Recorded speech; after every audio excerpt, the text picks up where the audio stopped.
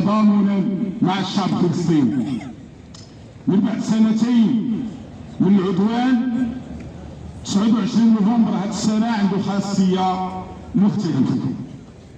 لهذا ارتأيت أن الكلمة غتكون مكتوبة وليست مرتجلة. نلتقي اليوم كما تلتقي الشعوب الحرة عبر العالم لإحياء يوم عالمي فرضه الشعب الفلسطيني بدمه وصلوبه وكفاحه المستمر منذ أكثر من 7 عقود. يوم نعيد فيه التذكير بأن الجريمة بدأت بقرار التقسيم سنة 1947، لكنها لم تتوقف يوما، بل استمرت في شكل نكبة متواصلة: احتلال، حصار، تهجير، قتل جماعي، تطهير عرقي في كل شبر من فلسطين. نلتقي اليوم وغزة تعيش تحت وصاية استعمارية جديدة. يحاول قرار مجلس الأمن الأخير تكريسها عبر السعي إلى نزع سلاح المقاومة وفصل غزة عن الضفة في إطار مشروع يعيد إنتاج منطق الانتداب الاستعماري بثوب دولي.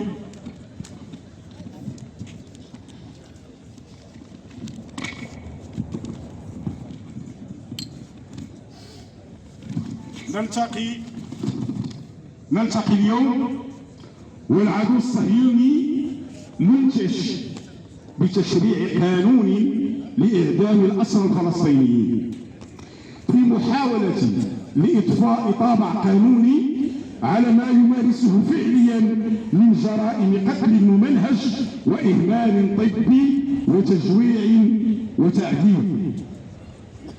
وفي هذا الوقت العصيب ومع كل هذا الحقد الاستعماري يواصل النظام المغربي للأسف انخراطه في التطبيع المخص، السماح لسفن الإبادة بأن ترسف في موانئ بلادنا، فتح الأبواب أمام الاختراق الصهيوني وملاحقة الأصوات الشريفة الرافضة للتطبيع.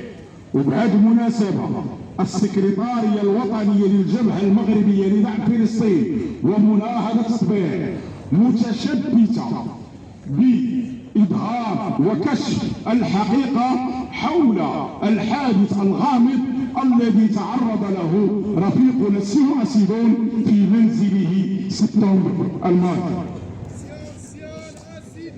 مناهض للصهيون، سيون أسيدون، مناهض للصهيون، سيون أسيدون، مناهض للصهيون، سيون أسيدون، مناهض للصهيون. حضوركم اليوم وفي هذه الوقفة التي ننظمها هنا وفي 29 مدينة هي رسالة واضحة أن شعب هذا البلد لا يساوم في فلسطين، لا يطبع ولا يقبل أن يزج باسمه في خدمة الاحتلال.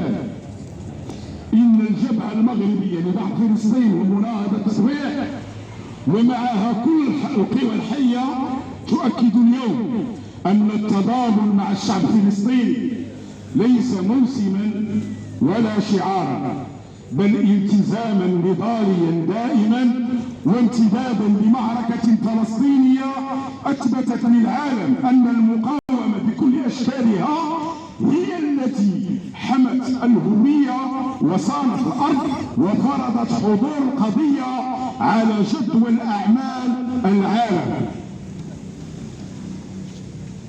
نعلن هنا أننا سنواصل تعبئتنا الشعبية، سنقف مع الأسرى والأسيرات، مع شعب غزة الذي يحاولون عزله مع الضفة الثائرة التي يحاولون خنقها، ومع كل صوت يواجه التطبيع ويقول لا لهذا الظلم التاريخي ولا لهذه الجريمة المستمرة. تحية لأرواح الشهداء، تحية للأسرى في زنازل الاحتلال، تحية للمرأة الفلسطينية وللشاب الفلسطيني الذين يخوضون معركة البقاء بصدور عارية. وتحية لكم أيها المناضلات، أيها المناضلون، على حضوركم، على صمودكم، على رفضكم أن يتحول بلدنا إلى بوابة يرسم فيها التطبيع. عاشت فلسطين! عاشت فلسطين!